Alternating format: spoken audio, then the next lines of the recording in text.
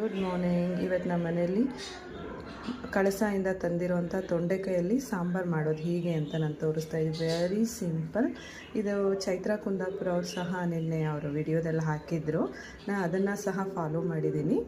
ತೊಂಡೆಕಾಯಿ ನೀಟಾಗಿ ತೊಳೆದು ಸೈಡ್ಸ್ ಎಲ್ಲ ಕಟ್ ಮಾಡಿ ಅದನ್ನು ಜಜ್ಜಿ ಒಂಚೂರು ಉಪ್ಪು ನೀರು ಮತ್ತೊಂಚೂರು ಬೆಲ್ಲ ಹಾಕಿ ಒಂದು ವಿಜಿಲ್ ಹಾಕಿಸಿ ಅದಕ್ಕೆ ಒಂದು ಸ್ವಲ್ಪ ತೆಂಗಿನಕಾಯಿ, ಬ್ಯಾಡ್ಗೆ, ಗುಂಟೂರು, ಒಂಚೂರು ಹುಣಸೆಹಣ್ಣು ಇದನ್ನು ಪೇಸ್ಟ್ ಮಾಡ್ಕೊಂಡಿದ್ದೀನಿ. ಮುಂದೆ ಹೇಗಾಗುತ್ತೆ ಸಾಂಬಾರು ಅನ್ನೋದನ್ನು ನಾನು ನಿಮ್ಗೆ ತೋರಿಸ್ತೀನಿ. ನಾನೀಗ ಒಗ್ಗರಣೆ ರೆಡಿ ಮಾಡಿದ್ದೀನಿ. ಕುದೀತಾ ಇರುವಂತಹ ನಮ್ಮ ತೊಂಡೆಕಾಯಿ ಹುಳಿಗೆ ಈ ಒಗ್ಗರಣೆನ ಮಿಕ್ಸ್ ಮಾಡಿದರೆ ನಮಗೆ ರುಚಿಕರ ಆದಂಥ ತೊಂಡೆಕಾಯಿ ಹುಳಿ ರೆಡಿ ಆಗುತ್ತೆ. ನೋಡಿ ಫ್ರೆಂಡ್ಸ್, ಫೈನಲಿ ನಾನು ಬೆಂಡೆಕಾಯಿ ಹುಳಿ ಮಾಡಿದೆ ಮಂಗಳೂರು ಸ್ಟೈಲ್ದು. ಥ್ಯಾಂಕ್ ಯು ಚೈತ್ರಕ್ಕ, ನೀವು ವಿಡಿಯೋ ನೋಡಿ ನಾನು ಇದನ್ನು ಟ್ರೈ ಮಾಡಿದ್ದೀನಿ. ಹೇಗಿದೆ ಅಂತ ಟೇಸ್ಟ್ ಮಾಡಿ ನಿಮಗೆ ಕಾಲ್ ಮಾಡಿ ಹೇಳ್ತೀನಿ. Thank you. ನಾನು ಬೆಳಗ್ಗೆ ತೊಂಡೆಕಾಯಿ ಹುಳಿ ಮಾಡಿದ್ದೆ. ಈಗ ಕಿರಣ್ ಅವ್ರಿಗೆ ಚಪಾತಿ ಜೊತೆ ಕೊಟ್ಟಿದ್ದೀನಿ. ಕಿರಣ್ ಅವ್ರು ತಿಂತಿದ್ದಾರೆ. ಕಿರಣ್ ಹೇಗಿದ್ದೆ? ಚೆನ್ನಾಗಿದೆಯಾ?